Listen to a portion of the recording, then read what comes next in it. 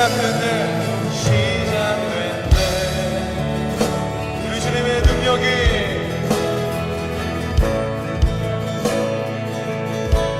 나의 삶을 다스리고 새롭게 하네. 자유하네, 자유하네.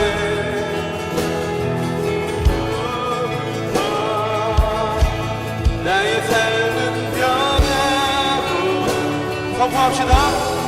충만하네. 은혜로다, 은혜로다. 주의 은혜 알려놓니. 주의 은혜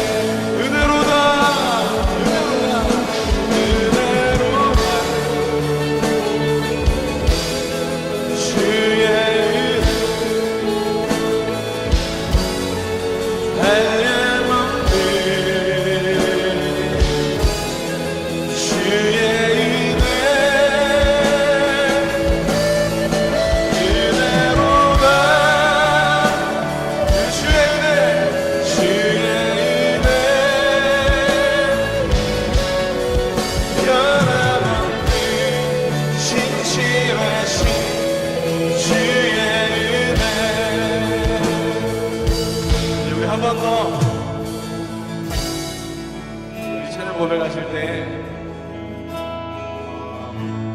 하나님이 우리에게 주시는 그 은혜를 하나님 주시는 이끌어가시는 우리 교회의 모습을 바라보시면서 찬양했으면 좋겠습니다. 아브라함이 아무것도 없을 때 하나님이 하늘의 별과 같이 땅의 모래와 같이 너를 축복하신 것이다라고 했을 때 믿음의 눈으로 바라보며 나아갔을 때 이루어진 줄로 믿습니다. 믿으시죠? 하나님 우리 교회 가운데 특별히 여러분의 삶 가운데 하나님이 이루어주실 것들을 믿음의 눈으로 바라보시면서 선포하시면서 이제 우리 주님의 능력이 시작되었습니다라고 고백하면서 나아갑시다. 시작됐네. 우리 주님의 능력이 나의 삶을 다스리고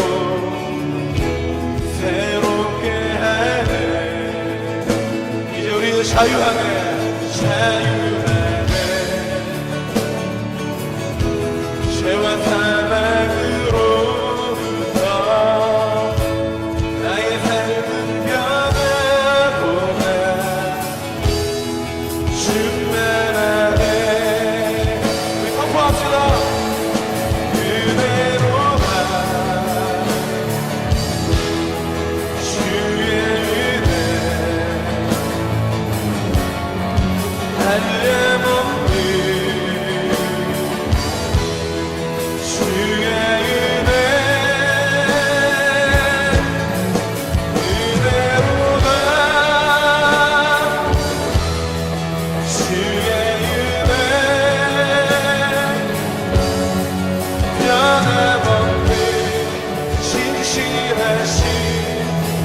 손 높이 들고 은혜로다, 은혜로다, 은혜로다. 예, 주의 은혜, 주의 은혜 한량없는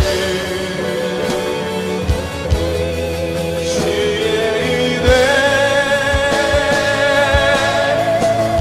은혜로다. 주의 은혜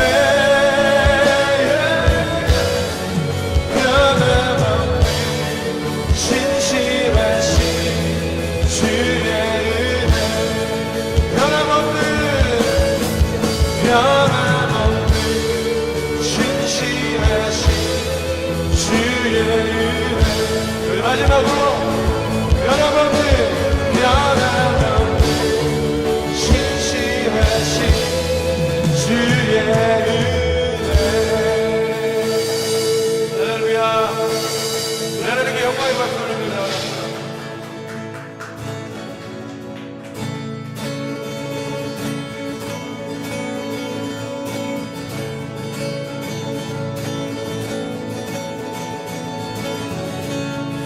성령이여 내 영혼에 충만하게 채워주소서.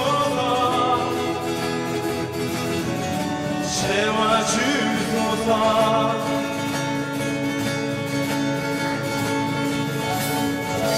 주의 사랑 주의 자비 간절하게 기다리오니 채워주소서. 자, 우리 일어나서 주의 성령님 선포합시다. 성령이여 내 영혼 충만하게 채워주소서. 채워주소서. 예, 주의 사랑 주의 사랑 주의 자비 간절하게 기다리오니 채워주소서.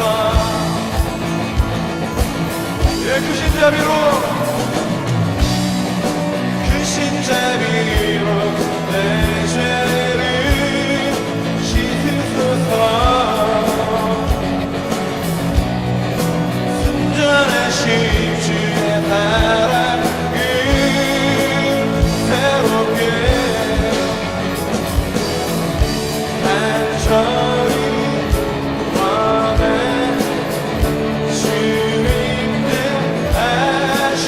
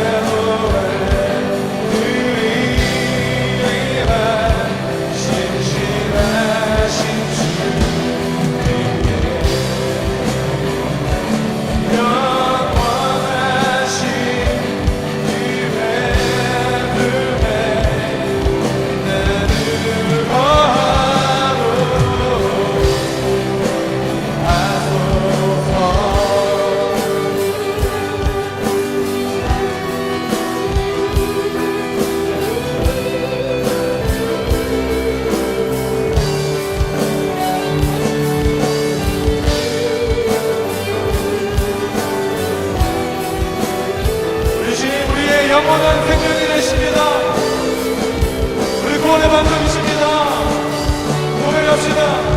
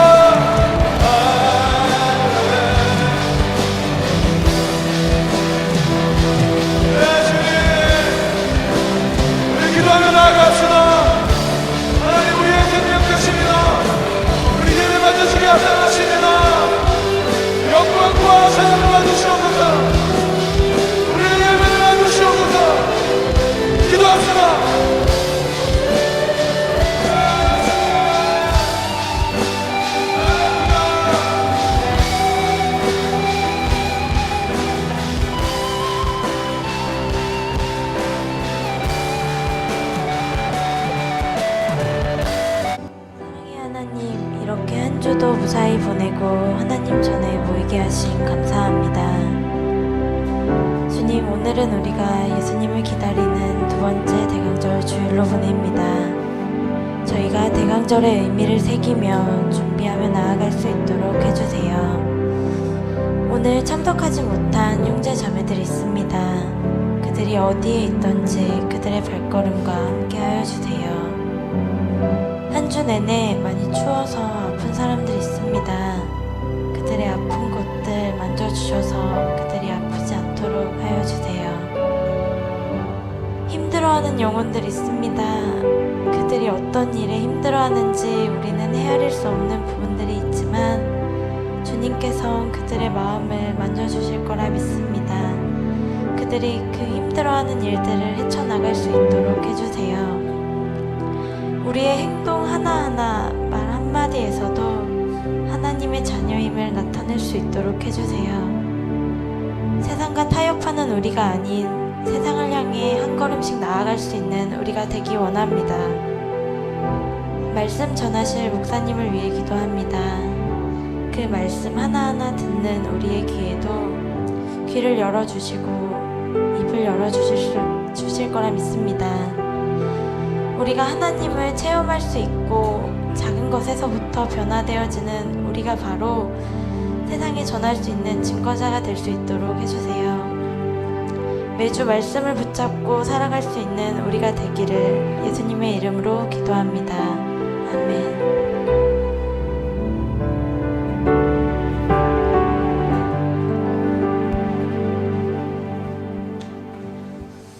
네, 광고하겠습니다. 예, 대강절이라 추를 안 키셨군요, 목사님. 실컷 사오셔놓고. 자, 사랑합니다. 우리는 이루민입니다. 예, 금주는 두 번째 대강절 주일로 섬깁니다. 첫 번째 초가 켜졌었고요. 이번에는 목사님 두 번째 초를 켰습니다.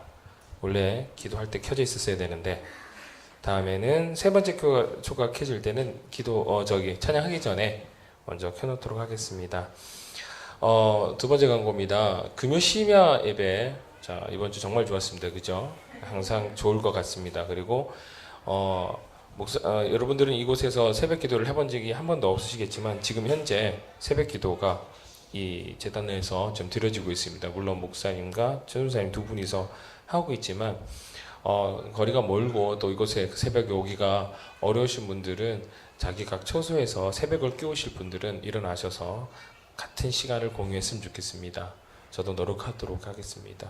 그래서 특히나 정말 기도가 간절한 몇 분들이 계시죠. 물론 다 간절하지만 간절한 고3들이 있고요. 기도가 간절한 사람들이 좀 있습니다. 그런 분들을 놓고 저희가 다 같이 또 기도하고 있으니까, 그리고 또 그분들을 당사자가 또 기도를 안 하면 안 들어주실 것 같아요. 제가 하나님이라도 당사자가 또 새벽을 깨우는 사람이 되길 원합니다. 세 번째 겁니다. 어린이 예배가 10시 20분에 드립니다. 네, 10시 20분에 드리니까 좋죠? 네, 저희가 아침에 오면 아이들이 예배를 하고 있는 모습을 저희가 보게 되죠? 네, 좋습니다. 10계명 3계명 들어갔나요? 사실 제가 잘 못 외우는 것 같습니다. 제가 10계명 앞뒤가 헷갈리더라고요. 물론 이제 하나님과의 관계 1에서 5계명이 있고 이제 뒤에 사람과의 이게 알겠는데 순서가 헷갈려요. 네, 그래서 저도 외우겠습니다. 아이들이 외우니까 아빠 3계명 뭐야? 이러면 제가 대답을 못 해줄 것 같아서 우지 마세요. 여러분들 뭐 그렇게 저랑 별반 다른 거 없어 보이는데 애들이 요즘 더 대단해집니다. 애들 신앙을 쫓아가시기 바랍니다. 네 번째, 노예 가입을 위해서 동의 서명이 필요합니다. 그래서 꼭 서명을 해주시고요. 목사님한테 달라고 하시면, 용지를 달라고 하시면 거기다가 자신의 이름과 서명을 부탁드립니다. 노예 가입이 아마 곧 진행될 거고요. 가입 예배는 아마 내년 2월 정도, 1월 정도에 아마 일어날 것 같습니다. 이렇게 그것을 놓고 또 여러분들이 기도해 주시기 바랍니다. 다섯 번째 광고입니다. 심원식 오픈 강의가 오늘은 마가복음 성경 나눔으로 진행됩니다. 그래서 다음 주가 3과 4과를 진행한다고 하니까 이번 주는 2과인가요? 1과 2과입니다. 1과 2과를 준비해 오셨겠지요. 책만 받고 받아놨다가 주일이니까 들고 와야지 하고 들고 오는 사람들은 조금 나아요. 집에 놓고 오시는 분도 계세요. 가끔. 그죠? 목사님 때려도 돼요? 그런 친구들? 네. 이렇게 해주시기 바랍니다. 그리고 마지막 광고입니다. 성탄절을 위한 회의가 있습니다. 식사를 하시고 가볍게 어떻게 진행될지를 저희들 한번 회의를 해보도록 하겠습니다. 제 아이디어와 또 목사님 아이디어, 여러분들의 아이디어가 모아져서 재밌는 또 즐거운 성탄 문화를, 저희 교회 안에서 건전한 성탄 문화를 또 만들어가는 시간이 되도록 해보겠습니다. 이상입니다.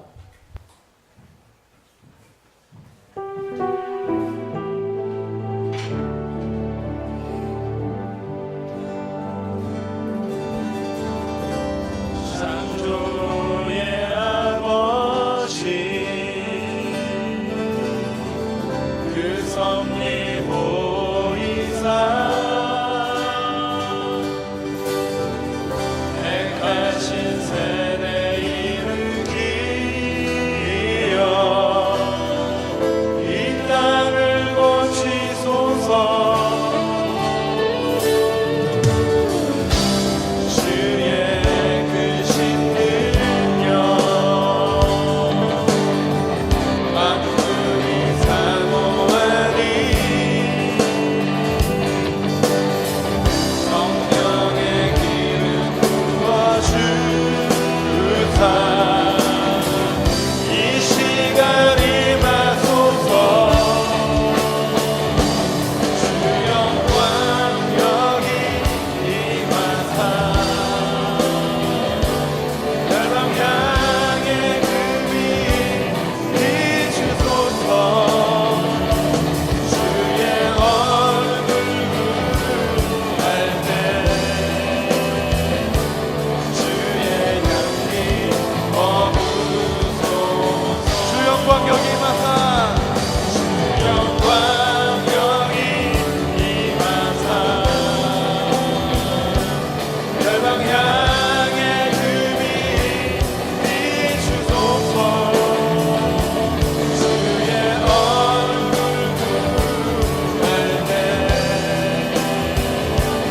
주의 향기 자, 우리 목소리로 높여 모든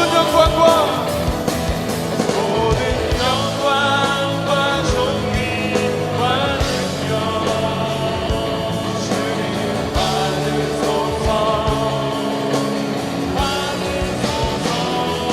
모든 영광과 존귀와 능력 주님 받으소서. 주님 받으소서. 그리스도 살아계신 하나님.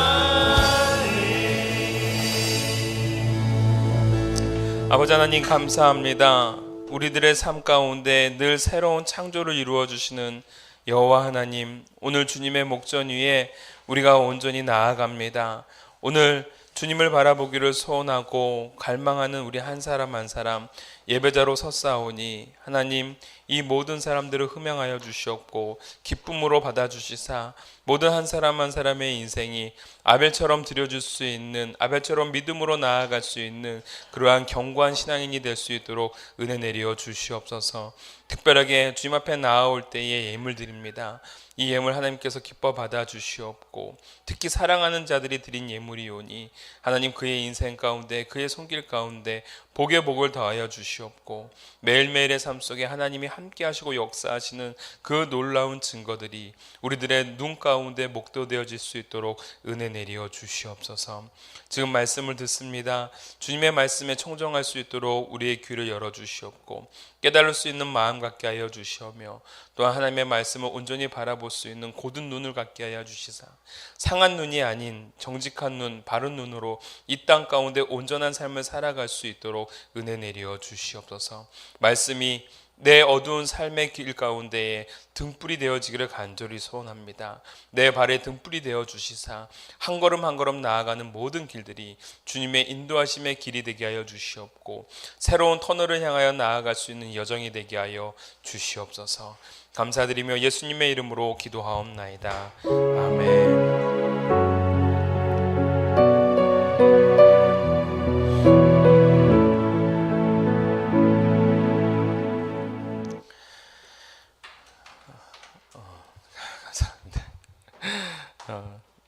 오늘 하나님의 말씀은 요한계시록 11장 1절부터 오늘 19절의 말씀을 함께 봉독해 올리도록 하겠습니다. 좀 여유를 좀 줘도 되는데 음이 툭 끊기는 바람에 갑자기 당황했습니다. 제가 나만 느낀 게 아니군요. 다들 웃는 거 보니까. 요한계시록 오늘 11장 1절부터 19절 말씀 제가 읽도록 합니다. 또 내게 지팡이 같은 갈대를 주며 말하기를 일어나서 하나님의 성전과 제단과 그 안에서 경배하는 자들을 측량하되 성전 바깥 마당은 측량하지 말고 그냥 두라.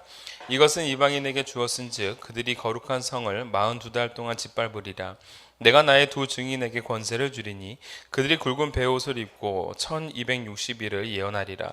그들은 이 땅에 주 앞에 서 있는 두 감람나무와 두 촛대니 만일 누구든지 그들을 해하고자 하면 그들의 입에서 불이 나와서 그들의 원수를 삼켜버릴 것이요 누구든지 그들을 해하고자 하면 반드시 그와 같이 죽임을 당하리라.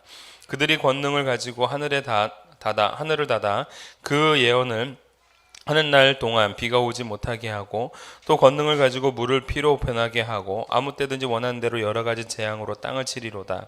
그들이 그 증언을 마칠 때에 무적행으로부터 올라오는 짐승이 그들과 더불어 전쟁을 일으켜 그들을 이기고 그들을 죽일 터인즉 그들의 시체가 큰 성길에 있으리니 그 성은 영적으로 하면 소돔이라고도 하고 애굽이라고도 하니 곧 그들의 주께서 십자가에 못 박히신 곳이라.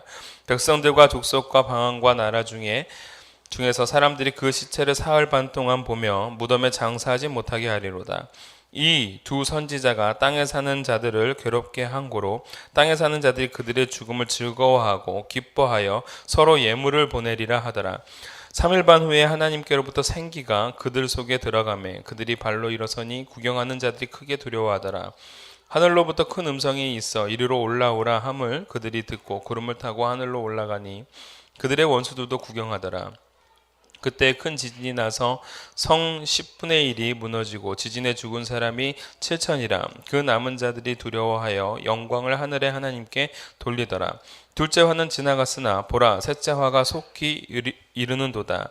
일곱째 천사가 나팔을 불매 하늘에 큰 음성이 나서 이르되 세상 나라가 우리 주와 그의 그리스도의 나라가 되어 그가 세세토록 왕노릇 하시리로다 하니 하나님 앞에서 자기 보좌에 앉아있던 24장로가 엎드려 얼굴을 땅에 대고 하나님께 경배하여 이르되 감사옵나니 옛적에도 계셨고 지금도 계신 주 하나님 곧 전능하신 이여 친히 큰 권능을 잡으시고 왕노릇 하시도다. 이방들이 분노하매 주의 진노가 내려 죽은 자를 심판하시며 종 선지자들과 성도들과 또 작은 자든지 큰 자든지 주의 이름을 경외하는 자들에게 상 주시며 또 땅을 망하게 하는 자들을 멸망시킬 때로소이다 하더라. 이에 하늘에 있는 하나님의 성전이 열리니 성전 안에 하나님의 언약궤가 보이며 또 번개와 음성들과 우레와 지진과 큰 우박이 있더라. 아멘. 할렐루야. 네, 오늘 요한계시록 11장에 있는 말씀을 통해 복음으로 세상을 향하여 라는 제목으로 함께 은혜를 나누도록 하겠습니다. 오늘 찬양 너무 좋았습니다. 매번 느끼는 거지만 매주마다 제가 힘을 얻고 힘을 내는 순간이 이 찬양의 시간인 것 같습니다. 말씀을 준비하기까지 참 힘들고 어렵고 마음에 고민도 많고 갈등도 많았지만 이게 예배에 딱 들어가는 순간부터는 거기에 올인하게 되고 목이 약하기 때문에 찬양 부르는 걸 가급적이면 이렇게 줄여서 하려고 하는데 매번 이렇게 큰 소리로 찬양을 할 수밖에 없는 과정으로 나아가는 것 같습니다. 아무튼 여러분들도 그런 은혜의 자리에 함께 만끽하면서 누리면서 오늘 하나님이 주시는 은혜를 사모하는 또 한 번에 주님 앞에 드려질 수 있고 또 들을 수 있는 시간이 되어지기를 원합니다. 요한계시록 11장 말씀은요 신학자들마다 의견이 분분합니다. 그리고 굉장히 어렵습니다. 또한 준비하는 데 있어서도 제가 기준으로 삼고 있는 두 분의 어떤 교수님의 어떤 입장이 지금까지 계속 통일되어 왔는데 이 11장에 들어서면서 딱 두 갈래로 나뉘어집니다. 그래서 이분의 말씀을 읽어보면 이분의 말씀이 맞고 이분의 말씀을 읽어보면 또 이분의 말씀이 맞습니다. 근데 그 중에서 하나는 이제 선택해서 가야 되는데 저는 그 가운데에서도 오늘 동일하게 요한계시록에 관련된 모든 내용에 있어서 하나님의 뜻을 따르고 나아가는 모든 자들의 무리들을 저는 교회라고 보고 있습니다. 그래서 그 교회를 향한 메시지를 중심으로 또한 하나님께서 이 요한계시록을 주신 이유가 이 땅을 사랑하고 이 교회들을 향한 격려의 메시지라는 사실, 사랑의 메시지라는 사실을 우리가 중심적 기둥으로 잡고 오늘 이 본문을 접근해 보도록 하겠습니다. 일단은 이 11장은 크게 두 부분으로 나눕니다.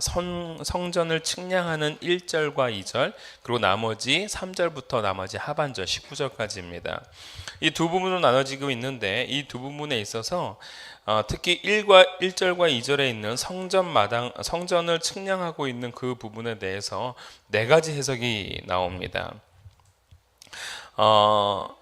뭐 구체적으로 이 부분은 제가 여러분들 그 요한계시록 강의할 때 또한 심원식 오픈 강의할 때 제가 말씀을 드렸지만 조금 언급을 하자면 이 성전을 측량하고 있는 부분에 있어서 이 성전이라는 것은 과거의 성전을 의미할 것이다 라고 보고 있는 겁니다. 그래서 AD 70년 예루살렘 성전이 망하기 전에 그때 쓰였던 묵시록을 그대로 가져와서 쓴 것이 아닌가라고 보고 있는데 그렇지는 않습니다. 왜냐하면 지금 여기 11장 1절에 보면 그 성전은 회파되지 않습니다. 그러나 실질적으로 AD 70년 이후에는 성전이 회파가 되어지죠.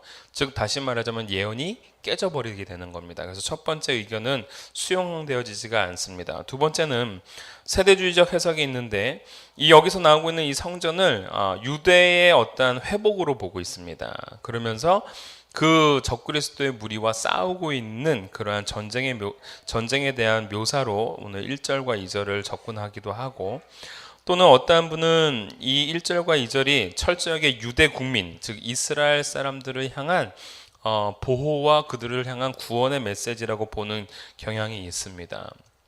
그리고 마지막 네 번째는 이 11장 1절과 2절 성전 측량하는 부분은 교회를 위해서 그 교회의 운명에 대한 예언일 것이다 라고 보고 있는 건데, 저는 몇 번째를 따를까요?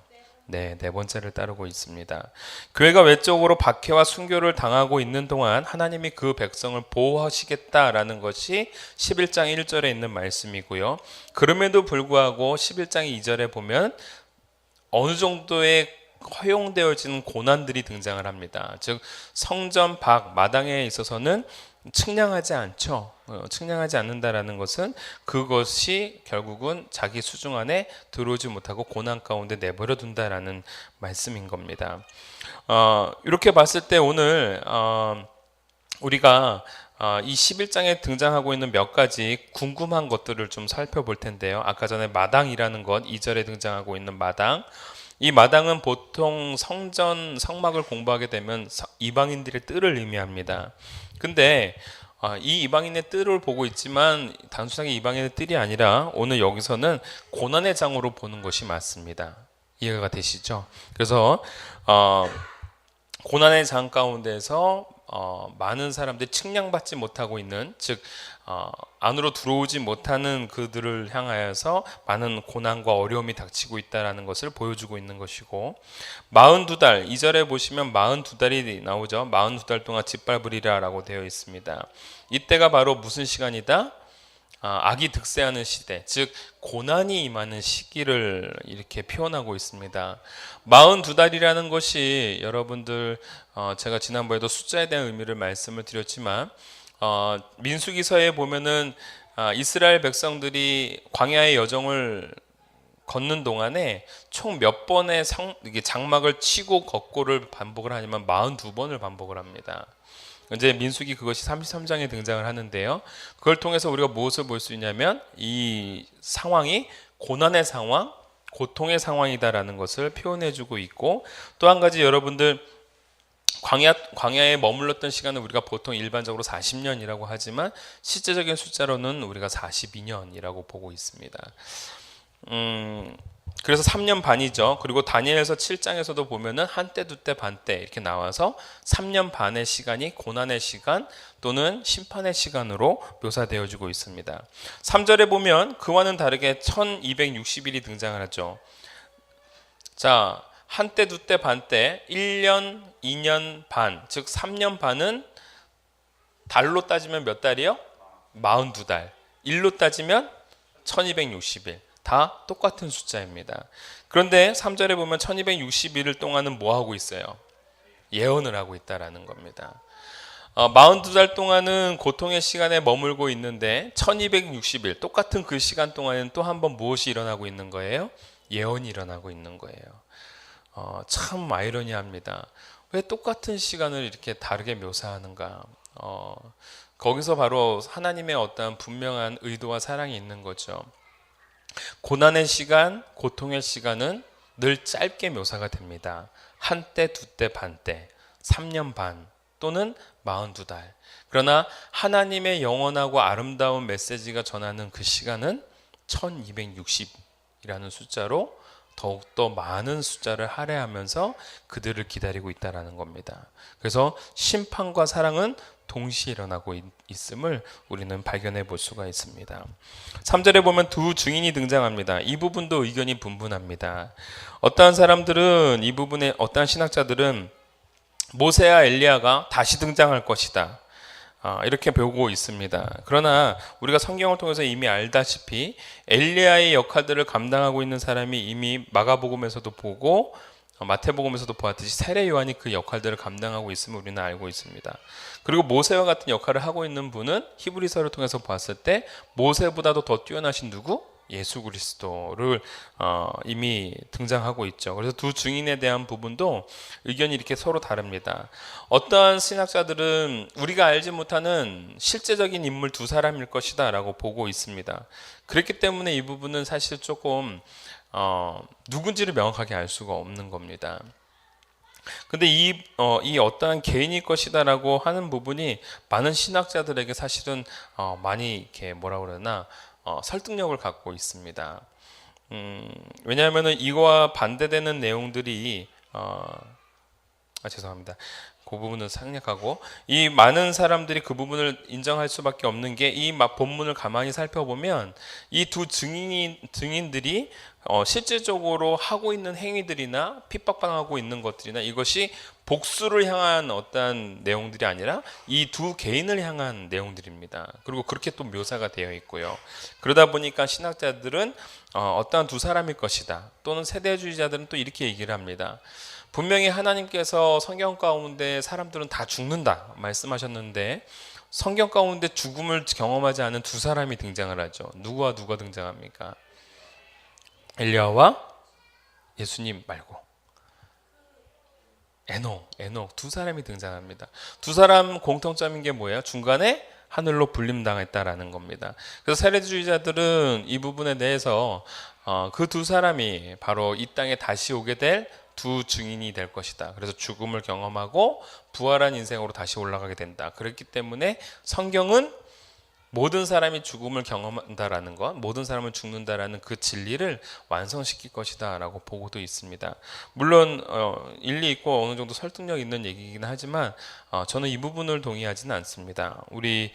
이 부분은 철저하게 저는 이렇게 보고 있습니다. 뭐냐면 여러분들 보시면 이 두 사람에 대해서 4절에 뭐라고 얘기하고 있냐면 두 감람나무와 두 촛대라고 말하고 있습니다. 이 땅에 주 앞에 서 있는 두 감람나무와 두 촛대. 이 두 증인에 대해서 두 감람나무, 두 증인 니꼬루, 두 감람나무 니꼬루, 또한 뭐가 되는 거예요? 두 촛대가 됩니다. 두 감람나무라는 것은 우리가 일전에도 보았다시피 성령의 권세를 받은 증언자로서의 어떠한 모습인 겁니다. 그리고 촛대라는 것은 분명하게 우리가 요한계시록 3장에서도 알아봤듯이 2장에서도 보았듯이 교회를 향해서 말씀하시죠. 그래서 저는 이 부분에 대해서 분명히 교회를 상징하고 있다. 이 두 증인이라는 것은 교회를 상징하고 있다. 그렇다면 왜 두 증인이냐? 당시의 유대 배경 속에서 그리고 성경 속에서 증언자는 한 명이 아닙니다. 증인은 늘 둘이어야 됩니다. 둘이 증인자로서의 최소 인원입니다. 그리고 그것이 신뢰를 얻을 수가 있는 겁니다. 이해가 되시죠? 그래서 둘이라는 숫자는 언약의 숫자이기도 하고 증거의 숫자이기도 하고 또한 증언자로서의 최소 단위이기 때문에 두 증인이라는 것은 바로 하나님의 뜻을 온전히 감당해 나가는 그리스도를 주라고 고백하고 또한 그를 전하는 확실한 증언자, 확실한 증인들이라는 표현을 상징을 우리는 느낄 수가 있는 겁니다. 3절에 보시면 굵은 베옷이 있습니다. 그래서 이 두 증인이 굵은 베옷을 입고 있으니까 상복을 입고 있는 것이 아닌가? 그렇지 않습니다, 여러분. 이건 죽음을 상징하는 것이 아니라 선지자들이 입고 있었던 옷을 상징합니다. 그래서 구약에서 열왕기하 1장 8절에도 보면은 그 선지자의 무리들이 베옷을 입고 다니고 있죠. 그리고 그렇게 예언을 하고 있고요. 또한 이 베옷을 입는다라는 것은 검소함과 또한 회개의 상징을 의미하기도 합니다. 그래서 이 두 증인은 이렇게 검소함과 회개의 상징을 갖고 있는 자들로서 선지자와 같이 말씀을 전하는 대상이라고 보시면 맞을 것 같습니다. 물론 여러 가지 이제 궁금한 사항들이 많지만 오늘은 이 부분만 이렇게 좀 설명하고 넘어가도록 하겠습니다. 오늘 그러한 가운데 오늘 이렇게 의견이 분분하고 내용도 어려운 요한계시록 11장, 그 11장에서 오늘 우리에게 주시고자 하는 메시지는 무엇인가? 여러분, 첫 번째 메시지입니다. 헤아리심은 곧 보호하심입니다 라는 겁니다. 즉 우리는 헤아림을 당하는 존재이다 라는 겁니다. 우리는 무엇을 당한다고요? 헤아림을 당하는 존재. 하나님께서 우리에게 우리에게 계시록 11장을 주심은 우리로 하여금 난해한 해석 가운데 빠지도록 하심이 아닙니다. 오늘 하나님께서 너희들을 향하여 내가 헤아리고 있다라는 메시지를 주고 있는 겁니다. 오늘 1절 말씀을 봅니다. 내게 지팡이 같은 갈대를 주며 말하기를 일어나서 하나님의 성전과 제단과 그 안에서 경배하는 자들을 측량하되 라고 되어 있습니다. 측량하다라는 것 무엇입니까? 카운트해 본다라는 겁니다. 얘의 크기가 얼마 정도 되는지, 모양이 어떻게 되는지 살펴본다라는 것이죠. 물론 성정 측량이라는 부분이 구약 성경에선 두 가지 의미가 있습니다. 하나는 파괴와 심판, 또 하나는 보호하심이 있습니다. 오늘 이 부분 안에서는 보호하심을 의미하고 있는 겁니다. 여러분, 보호된다라는 그 의미, 그러나 측량되어지지 않고 있는 성전 밖 마당은 어떻게 되어집니까?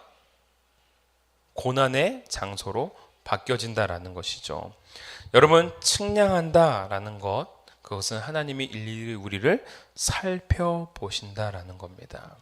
우리를 헤아려 보시고 우리를 관심 있게 바라봐 주신다라는 것, 그것은 우리를 보호해 주시겠다라는 실제적인 행위요, 실제적인 약속인 겁니다. 제가 그 수련회를 가거나 하면 늘 전체 명단을 쭉 뽑습니다. 인원수가 너무 많기 때문에 그렇죠. 그래서 어디를 가든지 간에 무엇을 합니까? 인원수를 체크합니다. 이 버스에 몇 명 타지? 26명이요. 다 있어? 있습니다. 다 체크합니다. 그리고 또 다른 버스에 가서 몇 명 있지? 여긴 12명 타요. 다 체크합니다. 뭐 하는 거예요? 카운트하는 거예요. 측량하는 겁니다. 그걸 통해서 뭐 하고 있는 거예요? 그들을 보호하고 있는 겁니다. 여러분, 그런 의미에서 누가복음 15장 4절에 있는 말씀, 그 말씀은 우리에게 굉장한 큰 은혜를 가져다 줍니다. 예수께서 그들에게 비유로 이르시되 너희 중에 어떤 사람이 양 100마리가 있는데 그 중에 하나를 잃으면 99마리를 들에 두고 그 잃은 것을 찾아내기까지 찾아다니지 아니하겠느냐. 그래서 우리는 이 본문의 말씀을 보면서 예수님이 그 잃어버린 한 영혼을 찾아 떠나시는 그 예수님의 아름답고 고귀한 모습들을 우리는 늘 떠올립니다. 그런데 여러분, 우리가 여기서 놓치고 있는 메시지 하나가 또 있죠. 뭐예요?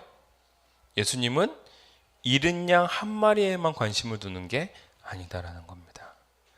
99마리가 카운트 되어지지 않는다면 그 중에 한 마리가 잃었는지를 알 수가 없는 겁니다. 이해가 되시죠? 26명을 카운트해야 그 중에서 한 명이 빠졌는지 안 빠졌는지를 알 수가 있는 겁니다. 오늘 주님께서 우리에게 주시는 메시지는요, 우리가 측량되어지고 있다는 것은 우리의 일거수일투족, 우리의 모든 것들을 헤아리시고 감찰하시고 바라보고 계시다라는 그 하나님의 놀라운 약속이요, 그러한 실제적 행위가 우리의 삶 가운데 이루어지고 있다는 사실입니다. 할렐루야. 여러분, 이거 참 은혜의 말씀입니다. 우리가 어느 때 상처있고 힘이 듭니까? 내가 어느 조직에 들어갔는데 또는 어느 공동체에 있는데 내가 카운트되지 않을 때.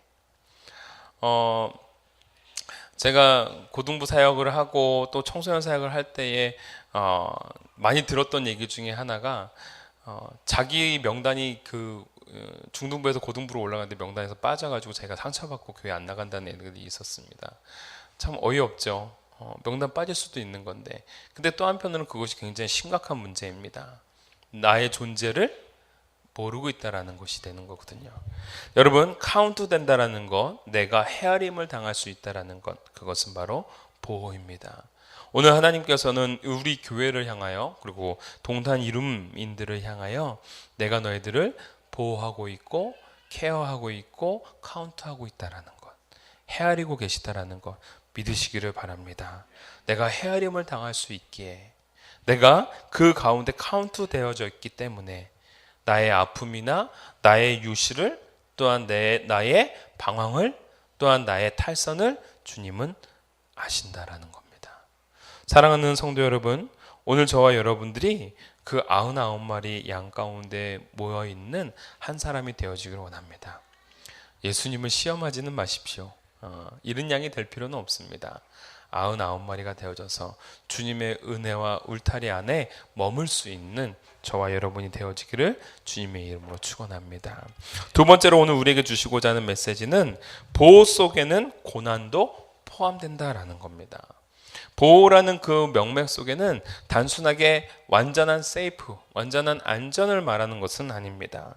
성전 밖 마당은 청량하지 않는다라는 것은요, 영적 보호가 미치지 못하는 곳이기도 하다라고 보고 있지만, 여러분, 영적 보호가 미치지 못하는 게 아니라 고통에 노출시키는 겁니다. 이 의미를 여러분 잘 아실런지 모르겠는데요. 제가 우리 그 딸아이 소은이 너무 귀하죠. 귀합니다. 그러나 간혹 이렇게 추운 날씨가 되면은 제가 이렇게 안아줍니다. 그렇죠? 그냥 폭 안아줍니다. 따뜻하게 해주고 싶죠. 근데 그때 저는 일부러 하반신은 이렇게 바깥으로 내보냅니다. 왜 그럴까요? 추운 걸 알아야 되는 거거든요. 추운 걸 알아야 아빠의 품이 얼마나 따뜻한지를 알 수가 있거든요. 그러니까 추운 그 다리가 바깥에 삐져나와야 아빠 품이 진짜 따뜻한 거구나, 우리가 서로 껴안으면 따뜻한 거구나라는 걸 알 수가 있는 거예요. 여러분, 제가 사랑하지 않아서예요? 아니에요. 그 추위와 고통을 알아야 이 따뜻한 보호하심에 대한 감사함을 느낄 수 있는 겁니다.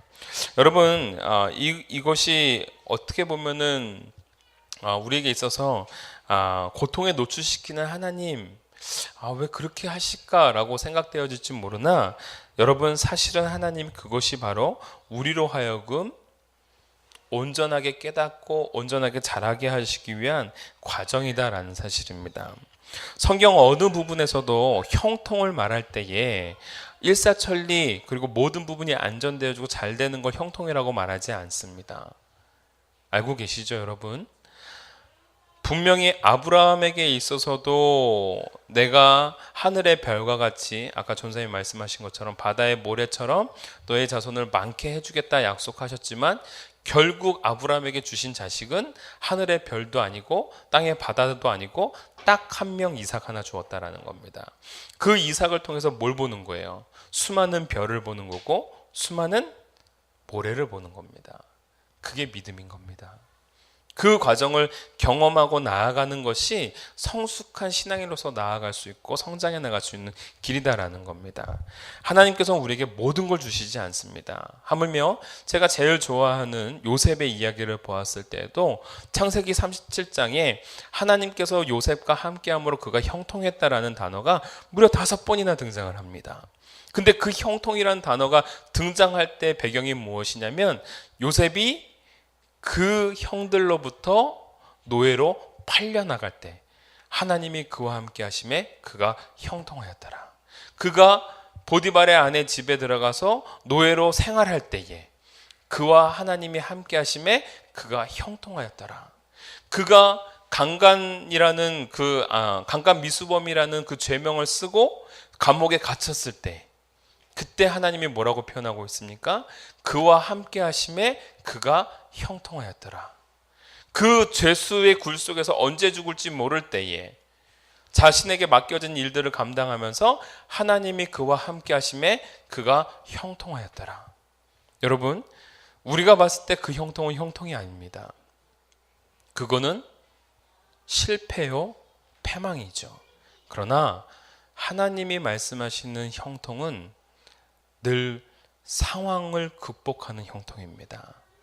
상황 때문에 그의 형통이 되고 안 되고가 결정되어지지 않습니다. 하나님이 그와 함께 하시느냐 안 하시느냐, 이게 바로 형통인 겁니다. 오늘 저와 여러분들 속에 보호가 되어 있고 카운트 되어져 있고 측량되어지고 있다는 것이 우리에게 보호의 메시지로 들릴 수 있고 너무 감사한 메시지도 들리긴 하지만, 그 메시지가 완전하게 너를 보호해 주시고 안위해 주신다라는 게 고난과 고통을 배제한 것은 아니다라는 겁니다. 고난과 고통이 있는 것이야말로 어떻게 보면 우리가 살아가야 될, 그리고 그것을 뛰어넘고 이겨나가야 할 때에 비로소 온전한 성도로서 자라나갈 수 있다라는 겁니다. 우리 하나님은 우리를, 또는 우리 교회를 환난 없는 온실 속의 화초로 키우고 있지 않습니다. 거친 바람과 추위를 모지게 보내어 주시면서 그걸 이겨내고 그것을 극복해내면서 꽃을 피우고 열매를 맺고 많은 맺을 수밖에 없는 그러한 존재로 만드시는 것이 바로 하나님의 사랑이십니다. 저는 간혹 그러한 부분에 대해서 참 동의합니다. 예를 들면 그 많은 돈을 가지고 계시는 아버지들이, 또는 그러한 기업가들이, 사업가들이 자기 자식에게 아무것도 물려주지 않습니다. 그리고 굉장히 어렵게 살게 만듭니다. 용돈도 엄청 조금 준다고 합니다. 제가 하나의 다큐를 봤는데 그 다큐 중에 하나가 뭐였냐면, 여러분 그 뽀통령이라고 아십니까? 뽀통령? 뽀로로를 우리는 뽀로로 대통령, 우리 아이들에게 있어서 뽀로로 대통령이라고 합니다. 그거를 만들어낸 아이코닉스라 사가 여러분 굉장히 많은 돈을 벌어들였습니다. 그래서 그 언론에서 취재를 갔습니다. 이걸 만들어놓은 그 회장은 어떠한 아파트에 살고 있는가. 가서 봤더니 어땠어요? 아파트가 그냥 일반 평민 아파트입니다. 똑같아요. 집도 좁아요. 근사한 가구 없었습니다. 낡고 낡은 가구였고, 낡고 낡은 책장이었고, 낡고 낡은 책상 위에서 애들이 공부하고 있습니다. 여러분, 그러면서 애들한테 얘기합니다. 아버지가 거기에 CEO인 줄 아느냐? 알고 있다고 합니다. 그럼 너희들 많은 걸 누리고 있지 않느냐라고 했을 때 애들이 말하는 게 한 달에 용돈 2만 원 준다고 합니다. 그 어려움과 또한 배고픔과 그러한 과정들을 일부러 경험하게 하는 거죠. 그래서 뭐 하게 하는 거예요? 더욱더 잘할 수 있도록 만들어준다라는 겁니다. 최고의 부호 빌 게이츠도 그 자녀들에게 유산을 남기지 않는다고 하죠. 그리고 아이들로 하여금 알바를 하도록 만든다고 합니다. 여러분, 어떻게 보면 오늘 우리의 하나님은 바로 우리들에게 그러한 사랑을 보여주고 계시는 겁니다. 크나큰 위협과 고난 속에서 승리의 열매를 맺는 것, 그것은 바로 성도를 향한, 신자를 향한 하나님의 사랑임과 동시에 우리의 운명이기도 합니다. 여러분, 운명 우리가 믿을 건 아니지만 하나님이 분명히 우리에게 이러한 운명을 주셨다는 걸 우리가 믿고 나아가야 될 줄 믿습니다. 여러분, 고통이나 고난 속에서 사명과 승리가 함께 존재하는 겁니다. 고통과 고난이 없으면 어떠한 사명도 어떠한 승리도 우리는 맛볼 수 없습니다. 왜요? 그 승리가 승리답지 않거든요. 어려움을 겪어내고 추위를 벌벌 떨고 났을 때에 아버지의 품이 따뜻하라는 걸 깨달을 수 있듯이, 고난의 시간 42달 동안 우리들이 그 가운데 환난과 고통을 경험하지만 그 속에서 우리는 1260일 동안에 하나님의 말씀이 선포되어지고 사랑이 전파되어지는 그 속에서 하나님의 놀라운 약속하심, 예언의 성취의 경험들을 우리는 할 수 있다는 사실입니다. 할렐루야. 여러분, 왜 우리가 믿음의 고통과 고난을 경험해야 합니까? 그게 바로 기독교의 역사고, 그게 바로 오늘 나를 만들어낸 흔적인 겁니다. 여러분, 내가 고통을 받습니까? 내가 고난을 받습니까? 여러분, 내가 고난을 받고 모진 고통을 받았을 때 그 다음 세대에게 믿음이 전달되는 겁니다. 이해되십니까? 여러분, 저는 개인적으로 우리 어머니 아버지가 참 어렵고 힘들게 사셨습니다. 저도 우리 어머니 께서 밤늦도록 일하시고 들어오시면서 저도 지금 기억나는 게 너무 힘드셔서 어머니 치마 밑으로 피 흐르는 것을 봤어요. 나를 이름하여 하혈이라고 하죠. 여자가 너무 많은 스트레스와 모진 그 고통, 고난 가운데 처하게 되어지면 자기도 모르게 이제 하혈을 하게 되는 거죠. 그런 것들이 뭡니까? 고통의 흔적인 겁니다. 제 뇌리에서 지워지지가 않습니다. 그런데 여러분, 그때에 우리 어머님이 하셨던 게 뭐였는지 아십니까? 기도였습니다. 저는 그걸 보고 그 고통과 고난 속에서 믿음을 이어가는 겁니다. 그럼 우리 어머니는 어떻게 그걸 이어가 나가셨을까? 그 어머니이신 외할머니께서 믿음과 믿음을 통해서 그 고난과 어려움 속에서 살아낸 흔적을 보았기 때문에 그 믿음이 이어져 나가는 겁니다. 사랑하는 성도 여러분, 오늘 우리가 명심하기를 바랍니다. 우리의 삶의 고난과 고통은요, 다음 세대들을 향한 아주 아름답고 고귀한 가치 있는 일임을 깨닫기를 바랍니다. 나의 고난과 고통은 다음 세대의 믿음으로 이어지는 또 다른 통로가 될 줄 믿습니다. 여러분, 그러한 소망이 우리에게 있는 겁니다. 그러한 기대가 있는 겁니다. 여러분, 명심하십시오. 우리는 그러한 고난과 고통을 받아야 될 운명적인 사람들입니다. 거부하실 필요 없습니다. 그 고난과 고통 속에는 늘 하나님이 우리와 함께 하십니다. 그래서 우리는 형통한 자가 되는 겁니다. 여러분, 저는 이 부분을 가지고 이거를 어떻게 하면 잘 이렇게 여러분들에게 전달할 수 있을까라고 생각했을 때 이제 곧 오픈하게 될 국제시장이라는 영화의 그 예고편을 보고 영감을 받았습니다. 여러분, 이 예고편이 오늘 이 말씀을 우리에게 전해주고 있습니다. 이 메시지를 우리에게 전해주고 있습니다. 잠깐만 우리 보도록 하겠습니다. 야, 이거 먹고. 근데 초콜릿 떡이부미. 어디 하늘에서 돈다발 같은 거 안 떨어지나? 떨어질 때 애길 있지. 쌀까마니를 머리 위로 올리기만 하면 됩니다.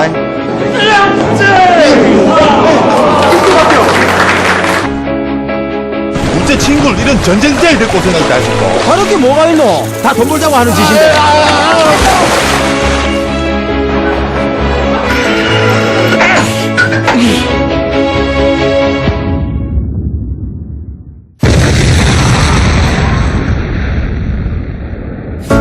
이야, 여가 우리 집이가. 나는 그래 생각한다. 힘든 세월에 태어나가 이 힘든 세상 풍파를 우리 자식이 아니라 우리가 겪은 게 참 다행이라고.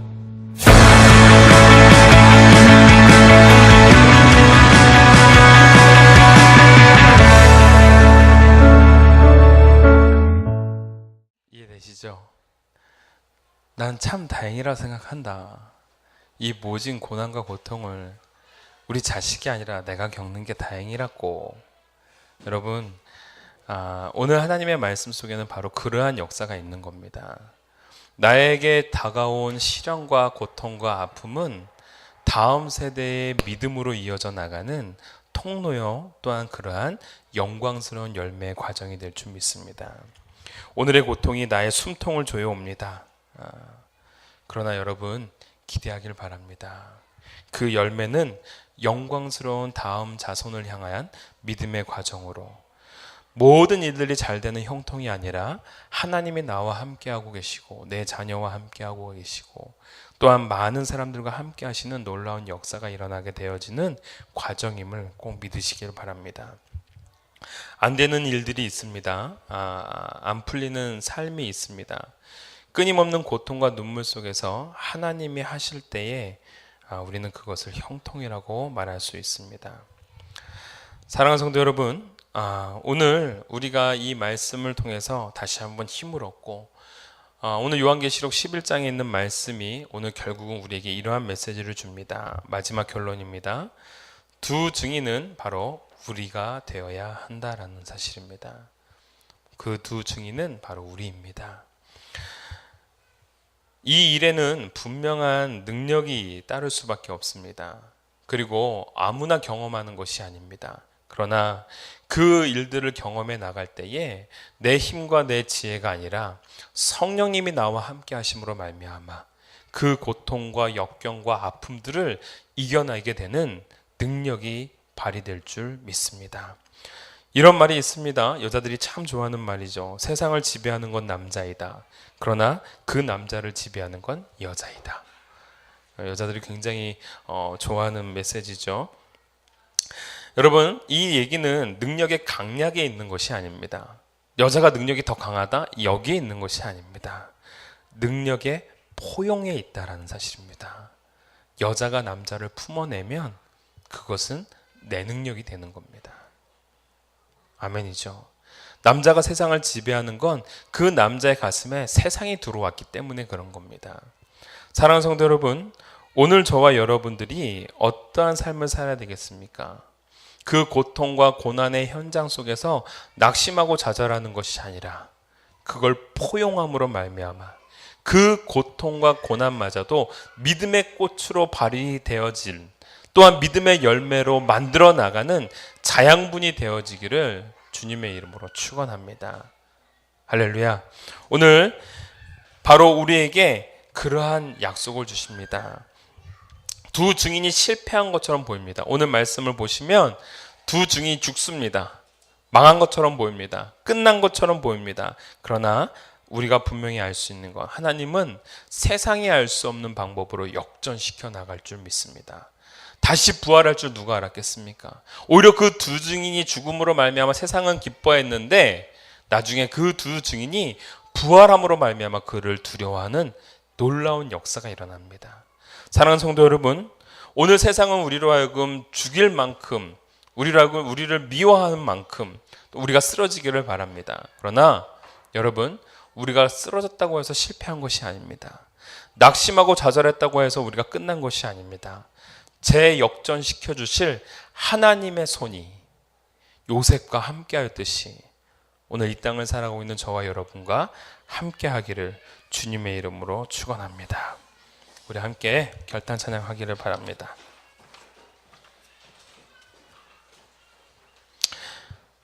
이 결단 찬양 정말 요한계시록 메시지와 너무 잘 맞는 말씀입니다. 우리는 소망을 이 땅에 두고 살아가는 인생이 아닙니다. 하늘의 소망을 두고 살아가는 인생입니다. 그리고 오늘을 살아내는 인생이 아닙니다. 내일을 바라보며 살아가는 인생이 될 줄 믿습니다. 오늘 나의 고난과 고통은 다음 세대들을 향한 또 다른 믿음의 열매로 이어져 나갈 줄 믿습니다. 그리고 오늘 나에게 처해진 그 고난과 고통은 새롭고 풍성한 기독교의 역사를 만들어 나가는 자양분이 될 줄 믿습니다. 우리 어머니의 고난과 고통은 나를 잉태하였고 우리 할머님의 고난과 고통은 우리 어머니를 잉태하였습니다. 나에게 찾아오는 고난과 고통은 우리 소원에게 이어지게 될 줄 믿습니다. 사랑하는 성도 여러분, 우리의 믿음의 영역은 여기에 멈추는 것이 아닙니다. 우리의 고난과 고통은 세상을 향하여 뻗어나가게 될 줄 믿습니다. 우리는 세상을 향하여 호령하는 사람이 아닙니다. 세상을 끌어안는 사람입니다. 오늘 동탄 이룸교인들이 그러한 능력 있는 사람이 되어지기를 원하고 그러한 소망 속에서 다시 한번 재기할 수 있는, 일어설 수 있는 하늘 소망을 가진 하나님의 능력 있는 백성이 되어지기를 주님의 이름으로 축원하고 축원합니다. 함께 찬양합시다. 지금은 비록 땅을 걷다며 살지라도 내 영혼 저 하늘을 디디며 사네. 내 주님 계신 눈물 없는 곳 저 하늘에 숨겨둔 내 소망이 있네. 얼굴들 이름들 많이 생각나. 때론 가슴 터지고 기다려지는 곳 내 아버지 너는 꼭 날 맞을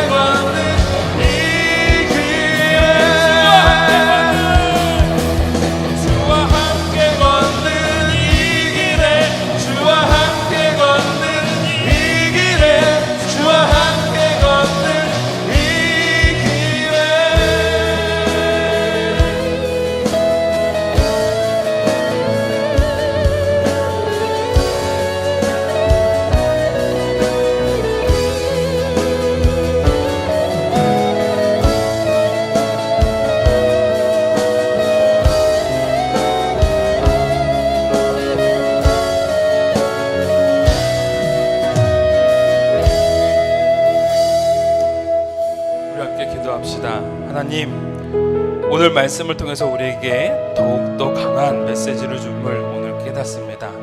우리 한 사람 한 사람 하나님께서 헤아려 주시고 그 헤아림은 곧 보호이심을 오늘 우리로 하여금 깨닫게 하여 주시오며, 또한 그 보호 속에서만 머무는 것이 아니라 고난과 고통들을 감내해낼 수 있는 능력 있는 자들로서 삼아 주셨사오니, 오늘 우리가 그 말씀에 힘입어서 하루하루를 살아나갈 때에 이 땅에 소망을 두는 인생이 아니라 하늘의 소망을 들고 묵묵히 걸어갈 수 있는 능력 있는 믿음의 일꾼이 되게 하여 주시옵소서.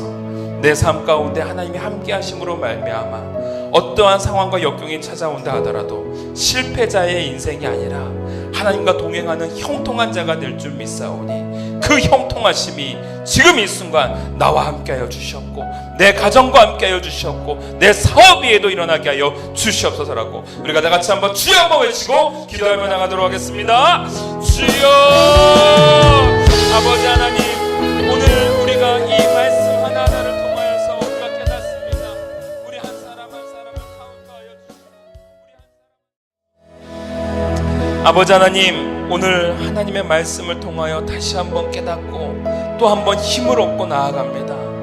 오늘 나의 삶 가운데 찾아오고 있는 많은 고난과 어려움, 여러분, 오늘 우리에게 찾아오고 있는 그 고난과 어려움이 하나님이 주시는 은혜의 산물임을 우리가 깨닫사오니 하나님 주장하여 주시옵고 우리로 하여금 흔들림 없게 나아갈 수 있도록 도와주시옵소서.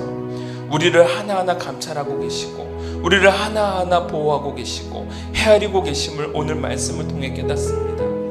하나님, 오늘 이 자리에 있는 우리 사랑하는 자녀들 하나님 앞에 온전한 자로서 나아갈 수 있게 하여 주시옵고, 자신의 삶에 찾아와 있는 많은 고난과 어려움들 때문에 낙심하고 좌절하는 인생이 아니라 그것을 마치 운명처럼, 그것을 하나님이 주시는 그 기회처럼 여기며 또 다른 하루를 살아갈 수 있는, 또 다른 내일을 향하여 나아갈 수 있는 믿음 있는 신앙 우리가 되게 하여 주시옵소서. 더 나아가 주님, 오늘 우리가 살아가고자 할 때에 하나님, 온실 속의 화초처럼 살아가지 않기를 바랍니다. 나에게 많은 고난과 어려움이 있지만 그것을 뛰어넘을 수 있는 인생이 되게 하여 주시옵고, 그걸 통하여서 아름답고 귀한 꽃을 피워낼 수 있으며 얼음 속에서 생명력을 키워나갈 수 있는 저희들이 되게 하여 주시오며, 더 나아가 하나님과 함께함으로 말미암아 능력 있는 인생, 승리하는 인생이 될 수 있도록 주장하여 주시옵소서. 감사드리며 예수님의 이름으로 기도하옵나이다. 아멘.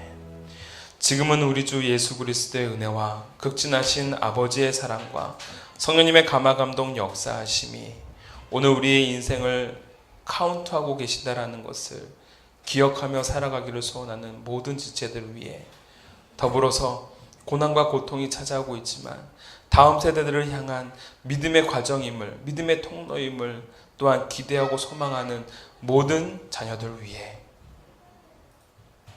그리고 그 과정 속에서 더욱더 아름답고 형통스러운 인생을 살아가기를 소원하는 모든 지체들 위해 지금으로부터 영원토록 함께 계실지어다. 아멘.